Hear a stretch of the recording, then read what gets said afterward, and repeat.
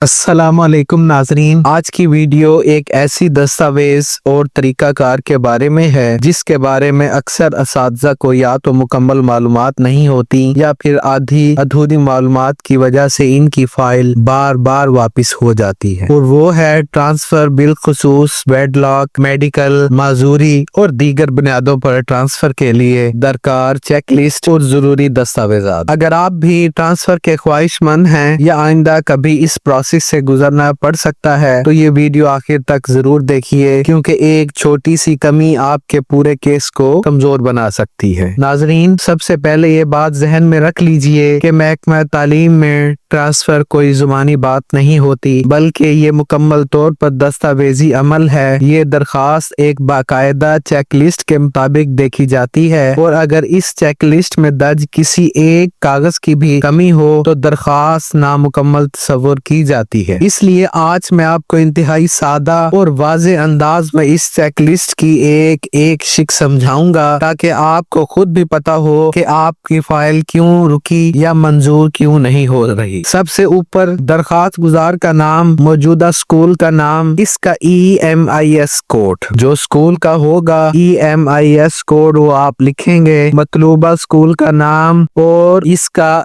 दोबारा से EMIS code दर्ज किया जाता है। यहाँ अक्सर असातिज़ा लापरवाही करते हैं या गलत EMIS कोड लिख देते हैं, जिसकी वजह से फाइल आगे नहीं बढ़ती। याद रखें, EMIS कोड एक स्कूल की शनाख्त है, इसमें जरा सी गलती भी मसला बना सकती है। इसके बाद सबसे पहली चीज है दरखास्त की हार्ड कॉपी। नाजरीन, सिर्फ जुबानी दरखास्त या सादा कागज काफी नहीं होता, बल्कि बाकायदा दस्तखत शुदा दरखास्त होनी चाहिए। दूसरी अहम चीज है शनाख्ती कार्ड की तस्दीक शुदा कॉपी। ये तस्दीक शुदा कॉपी होना बहुत जरूरी है। बगैर तस्दीक के कागज अक्सर एतराज की जद में आ जाते हैं। तीसरी शिक में पहली तकर्री का ऑर्डर और ज्वाइनिंग रिपोर्ट की तस्दीक शुदा नकूल मांगी गई है। नाजरीन, ये वो दस्तावेजात हैं जो आपकी सर्विस की बुनियाद फराहम करती हैं, इसलिए इनमें किसी किस्म की कमी या गैर वाज़ेह फोटोकॉपी ना हो। चौथी शिक में आखिरी पोस्टिंग ऑर्डर्स की तस्दीक शुदा कॉपी दरकार होती है, ताहम ये वाज़ेह हो सके कि आप इस वक्त कहाँ तैनात हैं। अब बात करते हैं माजूरी की बुनियाद पर ट्रांसफर की। अगर आप खुद माजूर हैं तो असेसमेंट बोर्ड की जानिब से जारी करदा माजूरी सर्टिफिकेट की तस्दीक शुदा कॉपी लाजमी होगी। इसी तरह अगर उस्ताद, इसके शरीक हयात या बच्चों में से कोई माजूर है तो इस सूरत में भी मुतलका असेसमेंट बोर्ड का जारी करदा सर्टिफिकेट देना होगा। यहाँ याद रखें कि आम मेडिकल पर्ची या निजी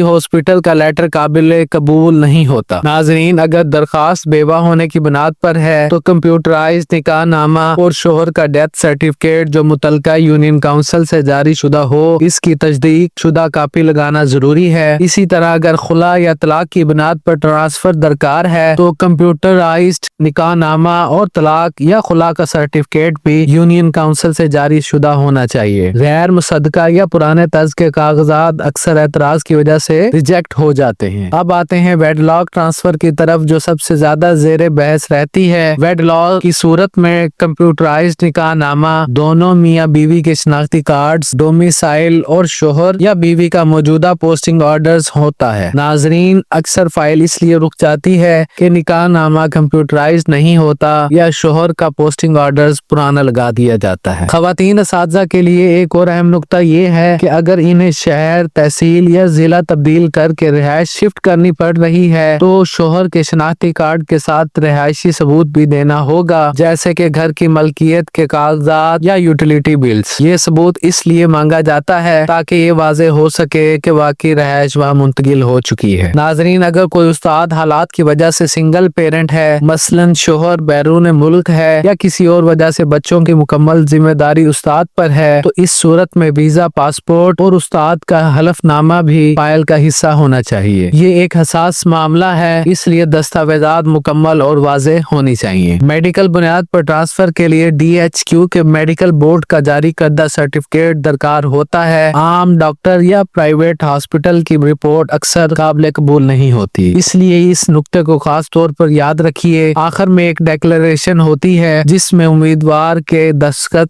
लाजिम होते हैं, जिसमें ये हल्फ दिया जाता है कि तमाम दी गई मालूमात कागजात और दस्तावेजात दुरुस्त और असली हैं। अगर कोई जाली कागज सामने आया तो कानूनी और महकमाना कार्रवाई हो सकती है। नाजरीन, इस पर दस्तखत करते वक्त ये बात जहन में रखें कि ये महज रस्मी कार्रवाई नहीं बल्कि एक कानूनी जिम्मेदारी है। नाजरीन, मेरी आप सबसे गुजारिश है कि ट्रांसफर के लिए अप्लाई करने से पहले इस पूरी चेकलिस्ट को एक बार खुद भी गौर से देख लें, तमाम कागजात मुकम्मल करें, तस्दीक करवाएं और फिर फाइल जमा करवाएं। ऐसा करने से ना सिर्फ आपका वक्त बचेगा बल्कि बार बार दफातर के चक्कर भी नहीं लगाने पड़ेंगे। अगर आपको ये वीडियो मुफीद लगी हो तो इसे लाइक करें, अपने साथी असातिज़ा के साथ जरूर शेयर करें ताकि वो भी गलतियों से बच सकें, और चैनल को सब्सक्राइब करना ना भूलें। अल्लाह ताला आपका हामी और नासिर हो। अल्लाह हाफिज।